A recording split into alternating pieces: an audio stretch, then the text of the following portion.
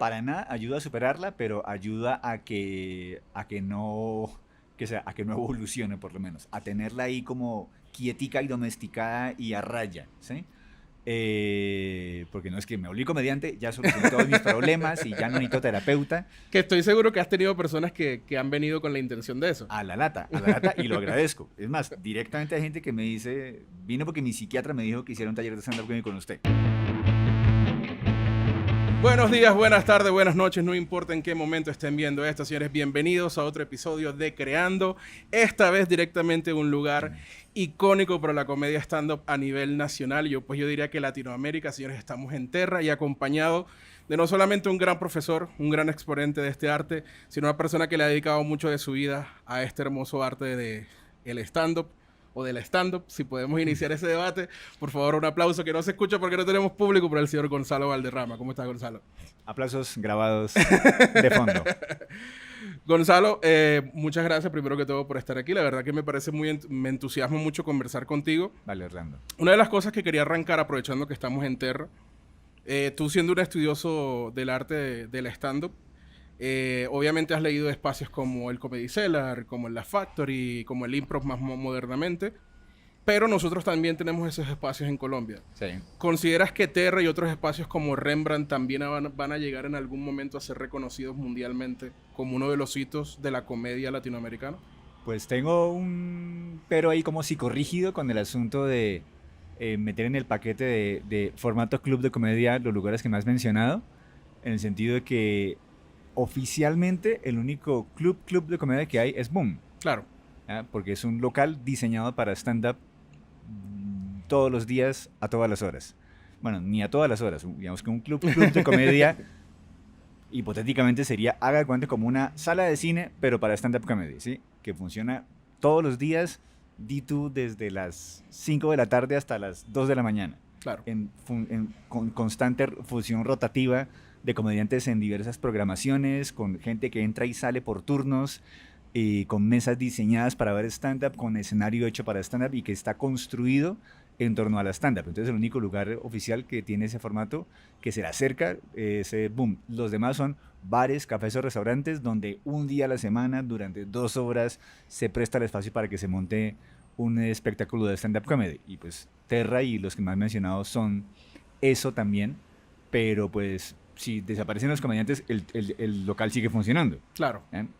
Entonces, ninguno de ellos clasifica para eso. No, pero me parece interesante porque también hay que evaluar algo, y es que obviamente la creación de la comedia, como llegó aquí a Colombia, y que de lo que tú hablas mucho en tu libro, del Raya a la Rutina, también creo que también tiene que hablarse también un poco de las excentricidades de ser latinoamericano. Sí. Y que obviamente muchas veces como los latinoamericanos, la palabra marañar, la palabra de tratar de hacer algo simplemente con los recursos pocos que tenemos, también le da un espíritu también a la idea de que lugares como estos también se planten como una semilla dentro de la escena del stand-up. Sí. Sí, hay como que complejo eso porque, claro, ya me vuelcas a hablar de cosas administrativas y de producción que yo de la cual no tengo mucha idea, pero soy testigo de eso y he sido también víctima de ello como pasajero del universo de la producción. Sí, pero total, claro, como que habría que crearse, además de muchos locales en toda la ciudad y en todo el país que ojalá se construyeran en torno a ello, y eso implica, más allá de billete, por supuesto, para montarlo, producirlo y tacatá, el tesón de programarlo, de difundirlo, de lidiar con comediantes, que usted sabe que eso es una gente muy particular, pues, con la cual es muy complicado negociar y dialogar para que la cosa pudiera funcionar. Pienso en un caso particular que ni te esperarías, ahí de chisme de farándulas, o sea, el mismísimo Alejandro Oreño, Juan Piz González, que tendría todo el presupuesto y toda la infraestructura para montar un club de comedia, montó uno, que era el Juan Piz Comedy Club, ¿ya? Claro. Que era un bar, restaurante que quedaba justo enseguida del teatro donde él grababa el show de Juan Piz González. Encargó a alguien que produjera la cosa y No duró funcionó. un mes. ¿Ya? Entonces dije, no es solo cuestión de plata. Claro. Cuestión de sentarse y dedicarse 24 horas al día a mover esa vuelta, ¿sí? Generalmente, además, quienes suelen coordinar clubes de comedia no son comediantes en Estados Unidos. Claro. Es gente que conoce la industria de la comedia, que conoce comediantes, que sabe de comedia, pero no son comediantes. Entonces, que un comediante cumpla a la vez la función de productor, montador, director, etcétera, es desgastante y nadie se le mide esa vuelta. Claro, y yo creo que algo que tú estabas hablando muy bonito es que, exactamente, creo que para que el gremio funcione, y quisiera tu opinión al respecto, no solamente se necesitan comediantes. Obviamente el comediante es el que va a la mina y saca los diamantes, pero necesitamos a alguien que los procese, que los Claro. limpie y que los venda. ¿Qué crees que le falta a Colombia para, digamos, alcanzar industrias como la de México y obviamente mucho más adelante como la que de Estados Unidos? Ahí ya toca ponerse sociológico y pues yo soy a la vez un man que vive en Colombia y que conoce Colombia, pero no la entiende en su idiosincrasia y en su manera de ser y tal. Es una psicología muy compleja de descifrar para mí.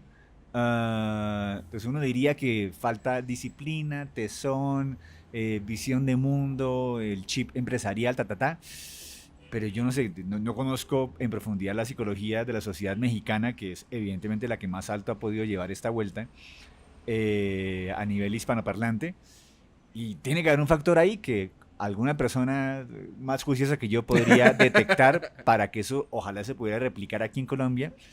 Pero en principio yo creería que resistencia, disciplina y desbloquear el egoísmo. Entiendo, por ejemplo, que en México, tanto como en Estados Unidos, el movimiento ha podido evolucionar porque hay sentimiento de gremio realmente y de Claro. fraternidad entre comediantes que se apoyan mutuamente. Y eso por aquí como que poquito Pero sucede. consideras que eso es algo como lo que se denominan los gringos los growing pains, que esos son esos dolores de crecimiento, que cuando cualquier tipo de negocio, cualquier tipo de industria está creciendo, siempre va a haber ese problema. Porque si cualquier persona que haya leído sobre la comedia estadounidense sabe de las grandes divisiones que habían con las escenas de Los Ángeles versus las escenas de Nueva York, y pues que existen esas divisiones aquí, digamos, con egoísmo o discusiones, creo que también es un punto a tratar de que estamos en un camino que ya otros trazaron. Que quizás deberíamos aprender de sus errores. Sí, pues como lo digo yo insistentemente en el libro de la raya de rutina que podrán adquirir en librerías de todo el país, en buscalibre.com y conmigo directamente, es un movimiento que en Estados Unidos lleva casi 2 siglos, ¿sí? Aquí hasta ahora pasamos los 25 años haciéndolo. Entonces nos falta un montón por aprender. Claro, no hay que homologarlo al proceso gringo, que el proceso gringo demoró todo un siglo de preparación y de prehistoria para que aparecieran los primeros comediantes notorios y evolucionados a partir de los años 50 del siglo pasado.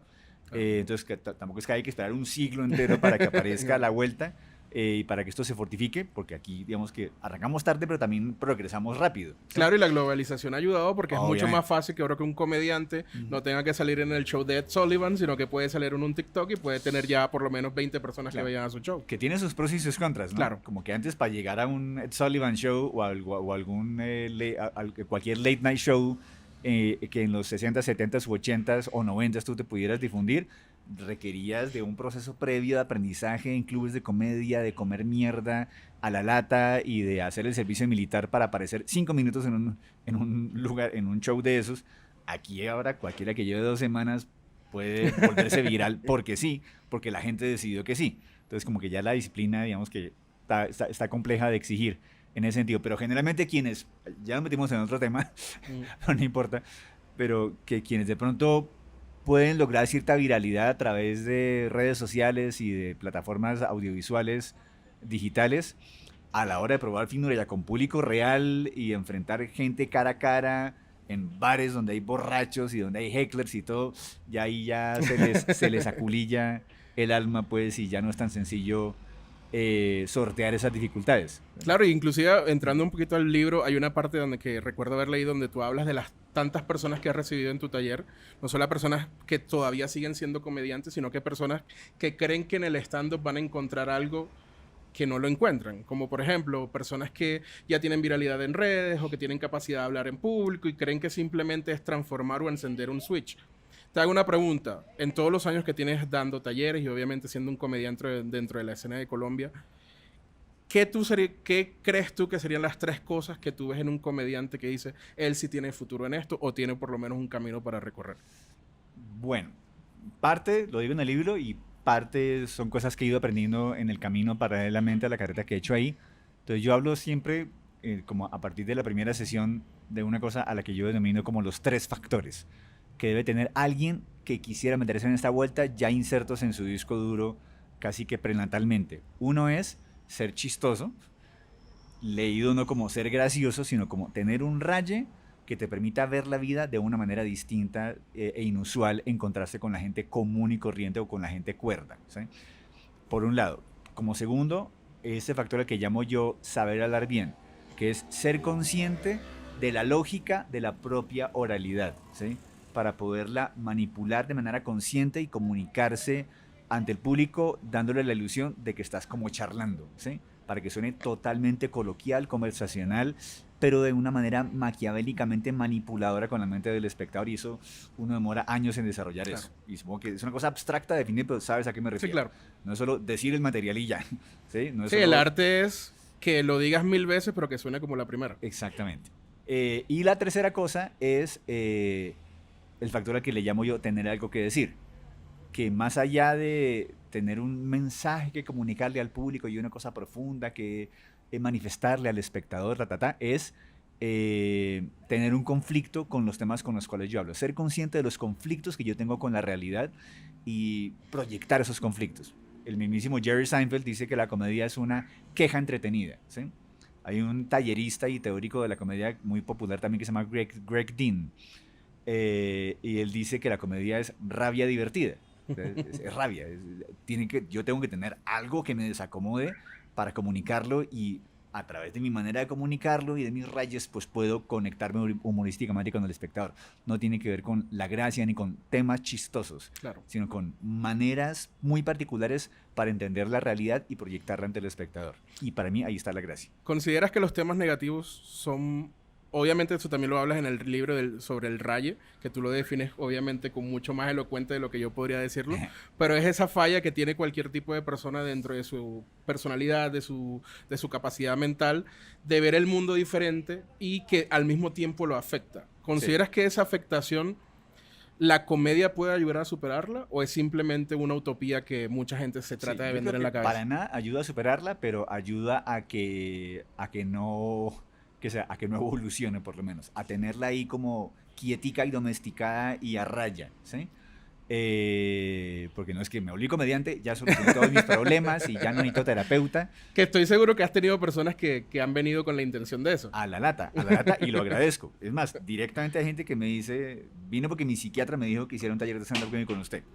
Entonces, me parece fabuloso que suceda, porque de alguna u otra manera sucede y termina siendo sanada de alguna manera la herida. Como que lo que hace la comedia es echarle caladril a las picaduras, ¿ya? Pero no te vuelve invulnerable ante las picaduras, claro.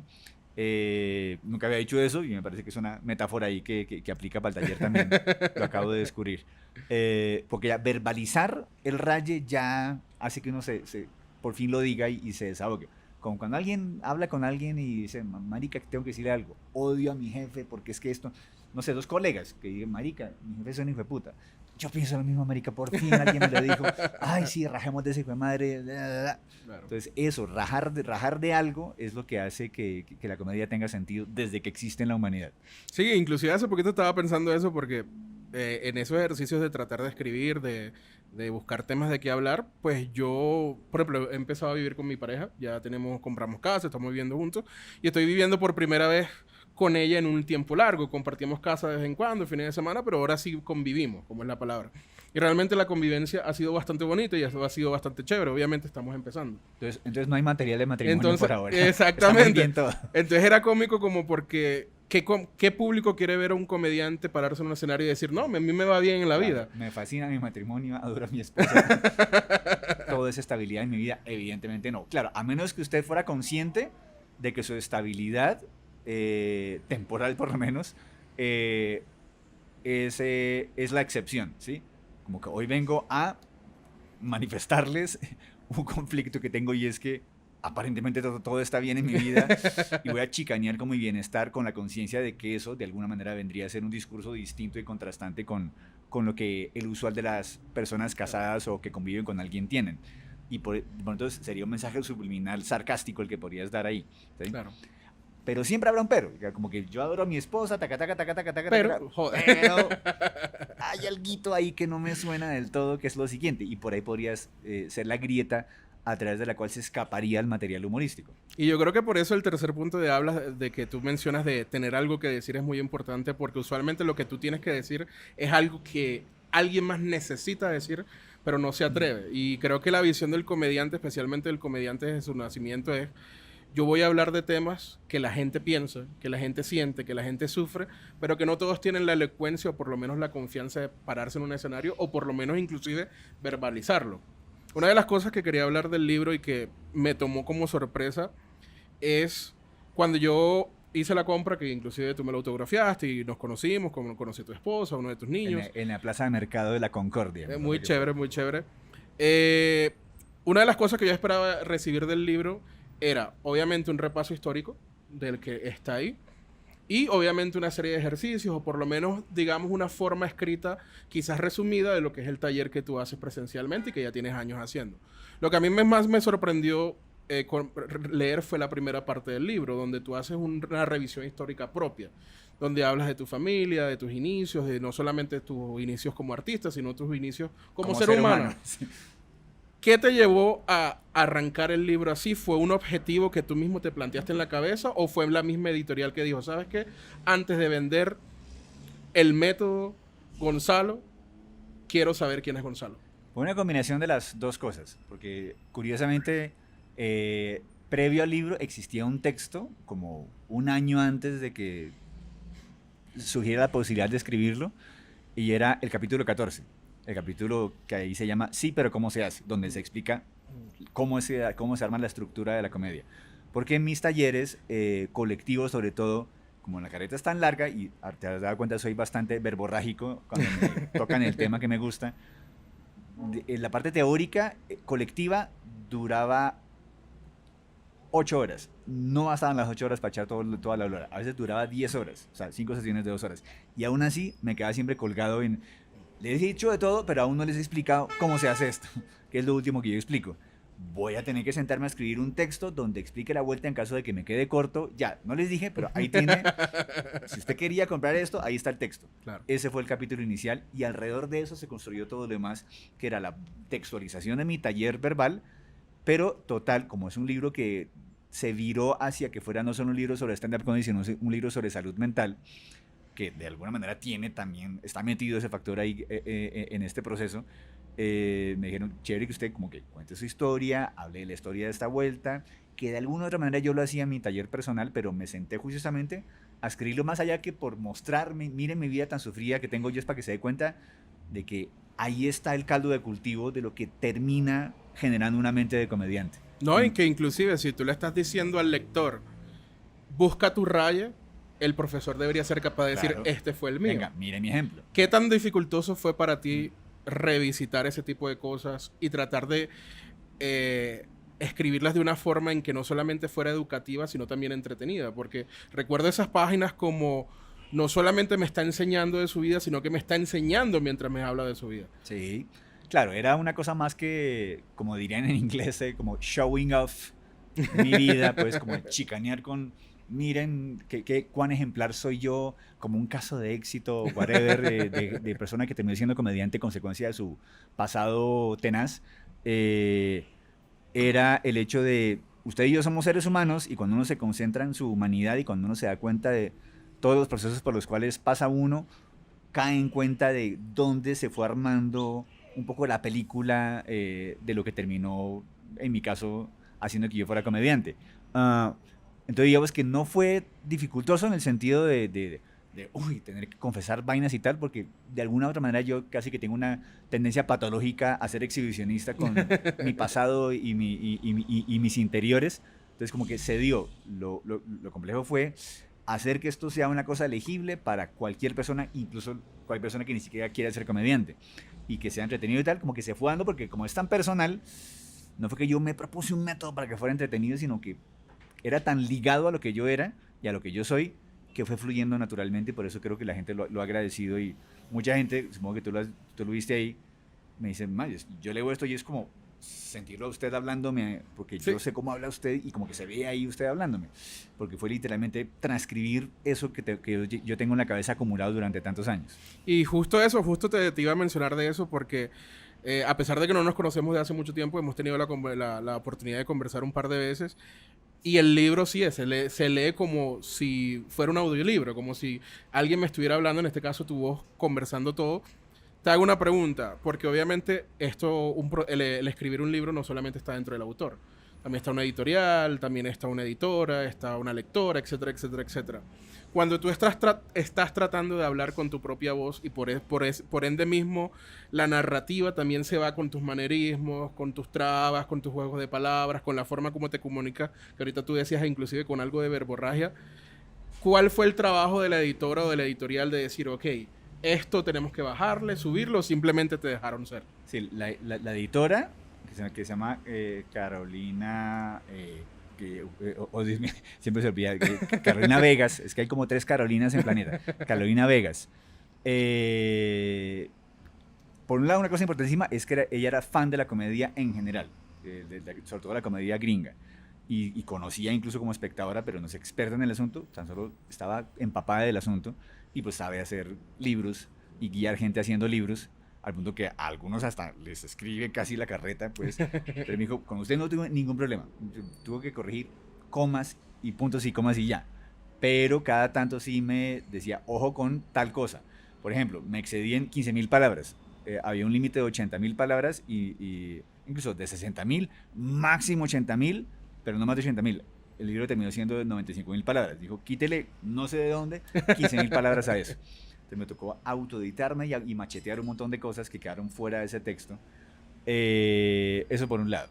Y me dijo, listo, bien por ese lado. Y por otro lado, eventualmente yo me metía con, no sé, temas o con mencionar o como poniendo de ejemplo cosas de comediantes que de pronto, pese a que el libro se supone que lo escribe una persona no políticamente correcta, pero es una persona, digamos, con visión humanista y visión respetuosa de, no sé, feminismos,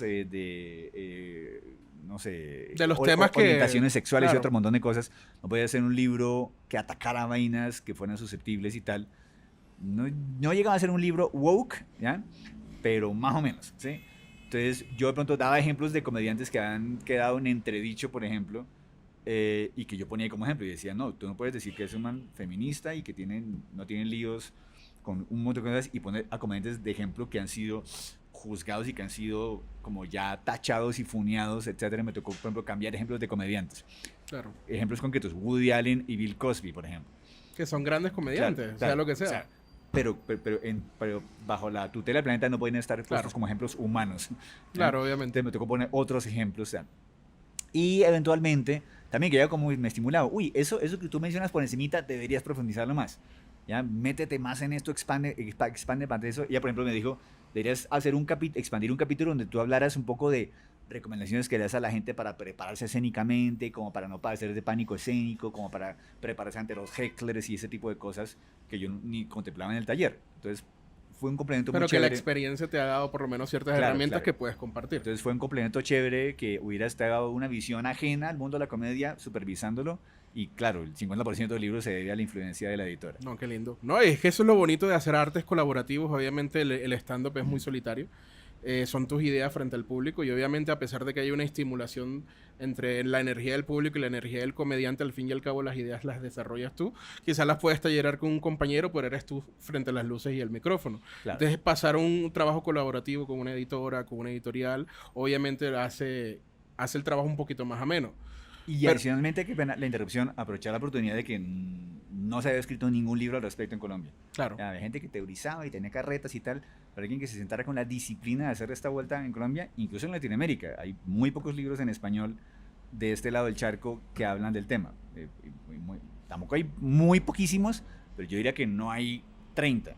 Pero por lo menos y una de las cosas que egoístamente fue una de mis favoritas, pues yo no tengo mucho tiempo haciendo comedia, yo apenas voy para 4 años, cumplo este año. Estamos en la ciudad de Barranquilla, que está muy alejada de todos los procesos que ya tiene muchos años, como el de Bogotá, como el de Medellín, como el de Cali un poquito más, Bucaramanga, que tuvo un gran club de comedia. Una de mis cosas favoritas fue leer la historia, descubrirla, porque yo viví muchos años en Venezuela y pues crecí con otros comediantes que son muy buenos en Latinoamérica y la escena de Venezuela es muy buena. Pero empezar a descubrir las voces, los nombres, los apellidos, las historias que tú cuentas Bueno, ahí. una historia bastante irresponsable, porque no es la de un investigador del asunto, sino como un testigo y medio pasajero y copiloto del asunto, que carece de rigor periodístico, pero creo que es una historia más o menos precisa de la vuelta desde mi punto de vista. No, y ahí es algo que a mí me gusta de la forma como tú escribes y por eso que se siente tu voz, que tú en ningún momento dices, así deben ser las cosas. Tú simplemente dices, así es como a mí me gustan las cosas, así es como las enseño yo, pero estás abierto a probar Sí, distintas maneras. sí. Entonces, mi parte favorita del libro fue no solamente la historia, sino darme cuenta de que los nombres que están ahí listados son muchos nombres con los que poco a poco he empezado a compartir tarima, que los he entrevistado en este podcast, Chévere. o he conversado y me he dado cuenta de que a pesar de que llevo muy poco tiempo, la escena colombiana también tiene muy poco tiempo. Entonces leer el libro me llenó de energía de decir, si yo sigo haciendo esto por 5, 10, 15, 20 años más, no es que vaya a aparecer uno de tus libros, pero estoy siendo parte de la historia de la comedia Claro. colombiana. Entonces yo creo que también es un gran libro para aquellas personas que no solamente amen el stand-up como arte en general, sino que quieran meter el dedo o el pie completo dentro del arte. Te hago una pregunta porque a mí me gusta mucho escribir. Yo soy más del lado del guión y cosas por el estilo. Y el enfrentamiento más duro de un escritor es la hoja en blanco. En el proceso de escribir este libro, ¿qué tantas veces te encontraste contra esa hoja en blanco sin saber a dónde ir?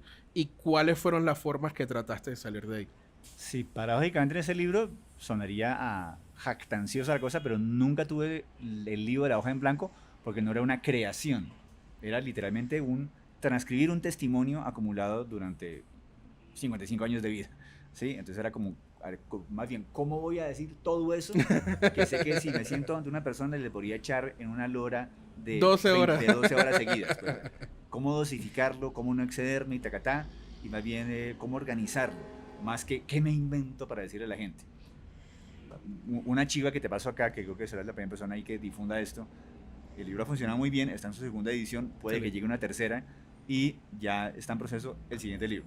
¿Ya? Que me dieron luz verde para un siguiente libro derivado de este, de alguna manera, como por carambola, pero que no es una ñapa del taller, sino que es otro territorio que tiene que ver con comedia y es un libro como autorreflexivo de mi material. ¿Ya? Ok. Específico de comedia, donde voy a hacer una transcripción de mis rutinas acumuladas hasta este momento, incluso rutinas no dichas todavía, y también acompañadas de reflexiones creativas y metodológicas de cómo he ido creando ese material, como una especie de autoanálisis de mi propio proceso creativo como comediante. Que debe ser bastante difícil. Claro, entonces implica transcribir rutinas, que eso podría fluir, pero ya el asunto de mi reflexión en torno a las rutinas es lo que yo nunca había hecho antes. Y ahí sí estoy como más despacito. Claro. Digamos, ahí va, pero va más despacito ese proceso. Y yo creo que ahí entra la frase de matar el chiste de que obviamente tú escribiste una rutina y pues tú que tienes muchos más años de experiencia, pero creo que yo Oye, está chévere ese título. Ese podría ser el título del libro. Se llama Valderrames por ahora, pero matar el chiste me parece que sería un buen título también. Bueno, te cuento. La idea de muchas veces a nosotros se nos ocurren líneas o remates o premisas que no sabemos de dónde vienen, simplemente salen. Hace poquito estaba hablando con un amigo comediante de que a mí a veces se me ocurren las premisas justo cuando me voy a quedar dormido. Justo cuando me estoy quedando dormido me despierto, escribo la premisa y me quedo dormido. Entonces, creo que va a ser un ejercicio muy bacano inclusive para ti mismo de tratar de recordar quién era Gonzalo Valderrama en ese momento que escribió eso. Porque los chistes también evolucionan con la voz. Claro. Porque aunque la palabra chiste yo sé que no te gusta mucho, pero vamos para que la gente lo entienda. Como para que entienda la gente, tal cual. Digamos que chiste. Pero debe ser muy bonito. Hablando un poquito y volviendo un poquito al taller, he visto entrevistas que te han hecho, obviamente una muy buena que te hizo Quique dentro del podcast de Free Ticket y otras entrevistas donde tú hablas no solamente de tu proceso para dar los talleres, las personas que pasaron por ahí, inclusive nombres que nombras dentro del libro, pero también en esos podcasts, en esas conversaciones he escuchado de comediantes que arrancaron viendo tu taller y luego lo replicaron de alguna manera para volver a hacer sus talleres o crear sus nuevas educaciones. Sí. Te doy un ejemplo muy claro. El señor Santo Rafael, que le enviamos un saludo, Sí. fue uno de tus alumnos. Sin Santo Rafael, pues yo no estaría haciendo stand-up. Nunca hice taller con él, pero él fue el que me abrió la puerta a un micrófono abierto y ahorita estamos trabajando juntos dentro de la productora. Él Obviamente te usa mucho de referencia del taller que tú hiciste, inclusive vende tus libros cuando puede. Buenísimo. ¿Qué se siente eso? Mi pregunta sería, ¿qué se siente que ese material que tú le entregas a la gente, los otros lo utilicen para seguirlo repartiendo? Obviamente poniéndole su nombre y obviamente estamos hablando también de algo de dinero, porque obviamente muchos de esos talleres se venden. Claro. ¿En algún momento has sentido algo como que, ok, pero ¿por qué no vienen a la fuente? ¿O simplemente piensas como que no, la idea es que esto evolucione y esto siga creciendo? Lo segundo, la idea es que esto evolucione y esto siga creciendo. Yo ahí soy cero egoísta. Y entre más se replique y entre más gente caiga acá en la trampa de la comedia, buenísimo. Porque total, enseñe quien enseña y aprendas como lo aprendas. Lo que es el filtro definitivo es párese y dígalo. Y ese filtro es así rudo, impajaritable y complejo. Y no es que, ya aprendí cómo es que es la vuelta, ya enseñé cómo es que es la vuelta, ya salen comediantes de eso. Esa es la prueba definitiva. Entonces, para mí, total, hay un filtro real y duro que es el público de club de comedia, y eso es lo que con el tiempo va a ir amoldando a la gente y donde se va a revertir todo lo que cualquier persona diga en un taller.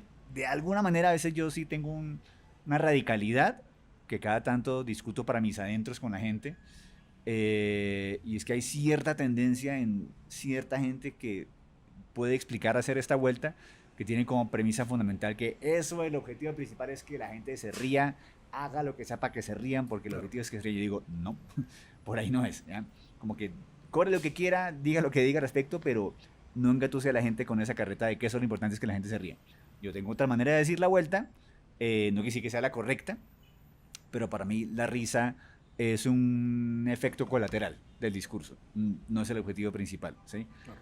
Diga, Que parece irónico siendo en un arte donde el objetivo es que la gente se ría al final, ¿no? claro, digamos que para mí el resultado más notorio es que la gente ría, pero para mí no es el objetivo, ¿ya? Justamente. Claro. ¿Ya? Entonces, como que es ahí donde yo ya brinco y peleo, pues, ¿ya? Que hay gente que en efecto dice, no, es que se tienen que reír. Yo, sí, se tienen que reír, pero ese no es el objetivo.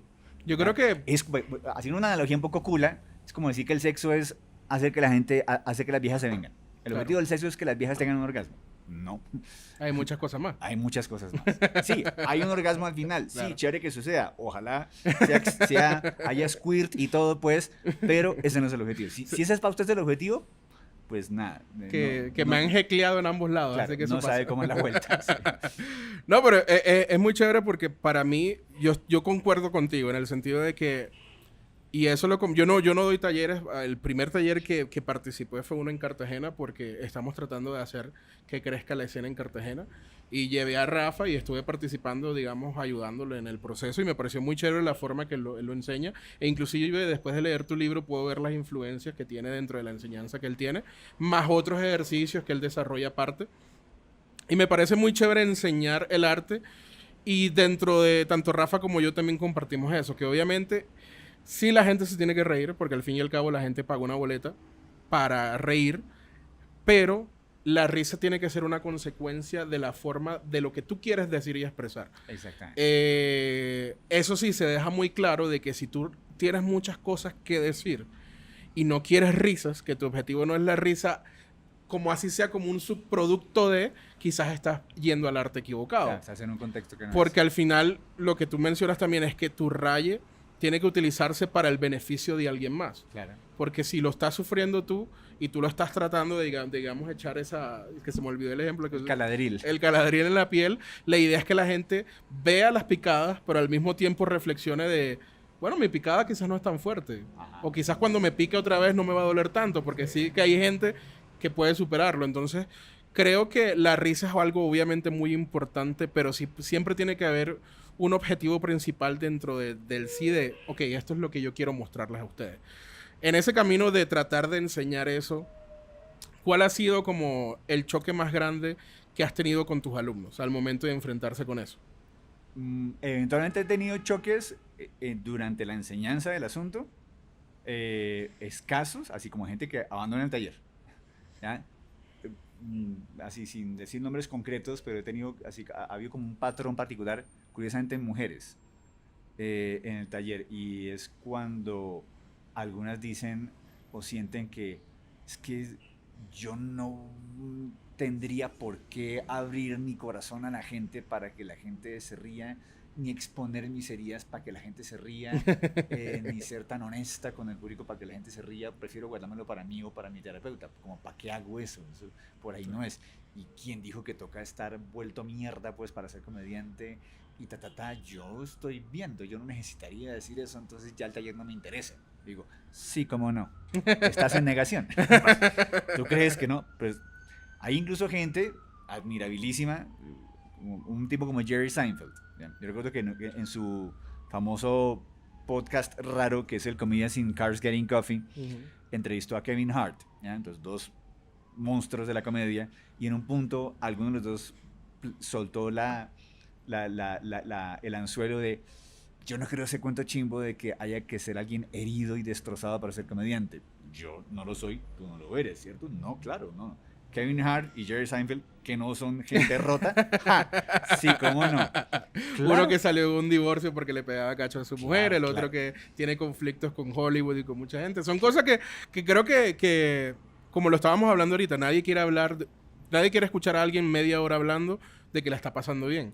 Y yo creo que eso también es muy bonito, y creo que tú lo referencias mucho, no solamente en el libro, sino en tu comedia general. La forma como tú dentro de tus rutinas y el libro, tú dices: esto es lo que yo sufro, esto es lo que yo siento, inclusive, digamos, no sé si la palabra correcta es problemas, condiciones, sería la palabra, condiciones psicológicas, donde la única forma en la que tú puedes ser real es entrando por completo en cada una de esas cosas. Sí. Entonces creo que eso es lo que hace cualquier tipo de arte, y no solamente estamos hablando del stand-up, sino un pintor que sea capaz de reflejar su rabia, sus emociones, su tristeza en una pintura, un poeta que escribe alguna cosa. Creo que eso es lo que hace el arte, porque si no simplemente seríamos un producto de entretenimiento. Claro. Y sí lo somos, pero al mismo tiempo tiene que haber ese objetivo de: esto es un arte, sea lo que sea. Antes de que terminemos, quería preguntarte un par de cositas más. Específicamente, hace poquito estuve viendo tu participación en la logia. Comparto contigo algunas cosas que tú mencionas en el libro, donde creo que mencionas que no es necesario y que no debería ser necesario atacar minorías o atacar temas sensibles o buscar, digamos, apuntar hacia abajo, como se le puede decir a algunas personas, para hacer reír, especialmente en una situación como Colombia, donde pues el mismo gobierno, las mismas condiciones socioeconómicas han hecho eso todos los días. Entonces, que en un comediante que debería hacer todo lo contrario lo siga haciendo, pues puede afectar también en la forma como el gremio o como el mismo arte evolucione dentro del país. Pero al mismo tiempo me pareció chévere que estuvieras ahí, porque dentro de las reglas del juego tú fuiste partícipe y hiciste una gran participación. Para ti, ¿qué significó entrar dentro de esas aguas? ¿Te sentiste cómodo? ¿No te sentiste cómodo? ¿Fue un proceso de autodescubrimiento o simplemente fue una noche más de comedia? No fue una noche más de comedia, pero tampoco fue la primera vez que estuve en un roast. Era el cuarto roast en el que yo he estado, el quinto inclusive. O sea, siendo víctima del roast, era el cuarto. Porque el primero se me hizo en el 2012, que yo creería, si alguien me desmiente, ahí que lo diga, que fui un comediante al que se le hizo un roast en Colombia, en el año 2012. Entonces, si alguien dice que le hicieron uno antes del 2012, que me calle, pero creo que fue el primero. Y ese que yo recuerdo me lo hicieron ni más ni menos que Diego Mateus, Diego Camargo, Catalina Guzmán, El Gato, Julio Escayón, Las Mitocondrias, lideradas por Juan Peláez. Estaba programado Ricardo Quevedo, pero a última hora se abrió y no se hizo, ¿ya? Y Tato Devia, ¿ya? Esos eran los roasters, ¿sí? Eso se hizo en Revolution, un bar que había en la 85 con 14. Estuvo lleno el lugar y se hizo. No se grabó. Pues nadie sabe que existió, solamente los que fueron a verlo. El segundo, curiosamente, me lo hicieron como al mes de que yo volví de mi popular experiencia del Parque Nacional. Tu excursión. Sí, recién regresado de ese autointento de entierro, me hicieron un roast, así yo todavía con la herida aún sin curar. Eso fue Catalina Guzmán, El Gato, Roberto Camargo, Rafa López, alguien más. Y ya. Y yo también devolví el roast, claramente. Luego me hicieron en Con ánimo de ofender, visitándome en la casa. Gabriel Murillo, Camilo Sánchez, Franco Bonilla, Juan Peláez. Pero ese era un roast sobre material mío. Entonces ya estaba preparado contigo. Y luego yo participé en un roast que se le hizo a Diego Camargo en Boom, que nunca salió del aire, por motivos varios, humanos y de producción. Y entonces ya venía preparado. Y además yo estaba rabón por esa época y tal, y entonces estaban todas las condiciones dadas para que yo saliera así como con el ánimo de sacarme la espinita y como reivindicar mi nombre en el mercado, y creo que la cosa terminó saliendo No, y lo que muy, lo muy hiciste de bien. una forma excelente porque a pesar de que o sea, sinceramente se nota esa rabia, pero nunca fue ofensivo, nunca fue al ataque, sino fue, estamos bajo las reglas de hacer reír o del homenaje de la comedia, pero al mismo tiempo voy a quitarme la espina mientras hago reír al público y a ustedes mismos. Así es. Y yo creo que eso también es muy importante y quería darte, para hablar un poquito de ese tema, de los temas complejos y todo lo demás. Hace poquito lo estaba hablando creo que fue con Juan Giraldo, con Darwin y otros comediantes, de que la comedia tiene géneros.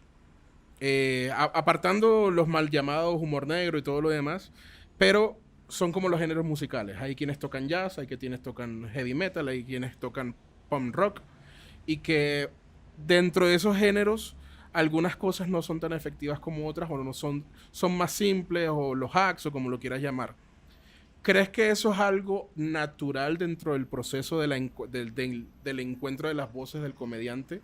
¿O es algo que realmente está fallando en Colombia, de que mucha comedia se está yendo a los temas que ahorita estábamos hablando?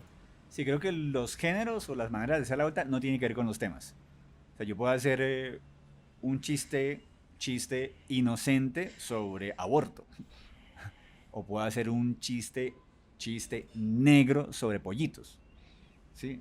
Entonces, como que el tono humorístico no tiene que ver con los temas, sino con tu manera de ver la realidad. ¿Sí? Como con tu enfoque y con tu punto de vista en torno a la realidad.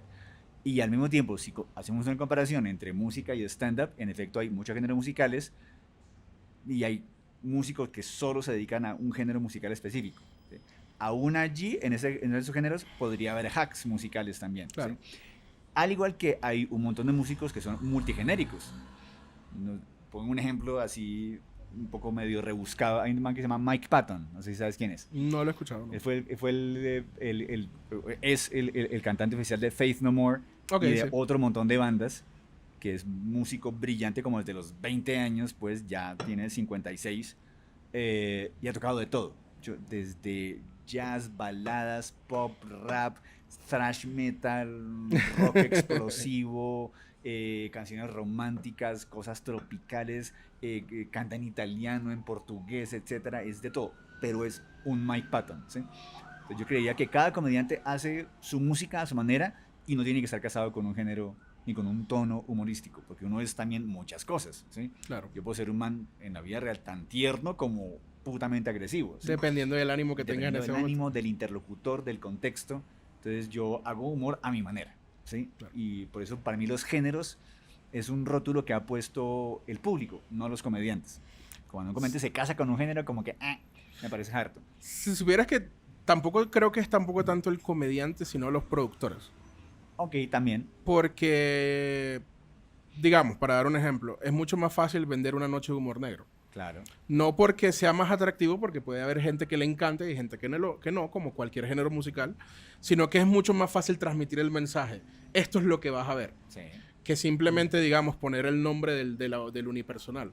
A veces es mucho más difícil vender eso. Entonces, creo que también los productores, y no me escapo de ello, también utilizamos ciertos géneros para tratar de vender. Ya se ha hecho algo largo la conversa, pero entonces te voy a hacer una última pregunta. Hágale. Específicamente con tu visión, no solamente como profesor, porque creo que nos hemos abordado mucho en tus talleres, en la escritura del libro, y todo lo que tú le has dado a tus alumnos y todo lo que hemos conversado ahí. Tu posición como comediante. ¿Qué son cosas que tú quisieras alcanzar todavía, que no hayas alcanzado? O simplemente ya tú estás en un momento en tu vida en que simplemente estás abierto a la posibilidad de que llegue lo que tenga que llegar. Sí, lo segundo. Para mí yo ya crucé la meta hace rato. No en el sentido que tenga bajas expectativas y que no quiera progresar más ni nada, sino para mí ya lo que he hecho hasta ahora ha sido más de lo que yo esperaba. Entonces todo lo que viene después es como resultado de la inercia, del impulso que yo tomé hace ya 26 años como comediante, 34 como cuentero. y 55 como ser humano. Entonces, esto ya son como las consecuencias ya del efecto colateral de esa bola que comencé a rodar desde hace tanto tiempo.